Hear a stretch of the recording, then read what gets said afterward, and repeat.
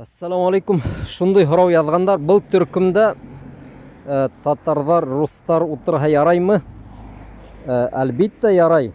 Әгәр мана төркемнең исеме башкортларга дин дип атала икән, буның мәгънәһе башка халыкларга дин барып итмәһен дип әйтелмәй бит инде. Ләкин төркемнең исеме шулай куелган, чөнки безнең яваптарыбыз бында башкортса әйтелә.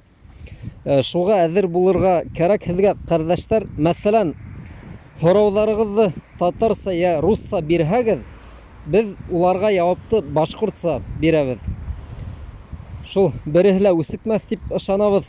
Сөнки ошонда йыйылған яуаптарҙы ваҡыты килһә бергә ниндейҙер бер урынға йыйып, башҡа ерҙәрҙә лә таратырлыҡ булһын. Шуға мына бында бер төрлөрәк инде. Бер телдә яуаптар бирелә.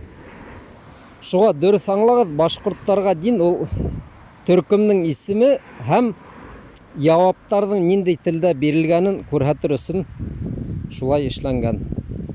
Баракаллаху фикум.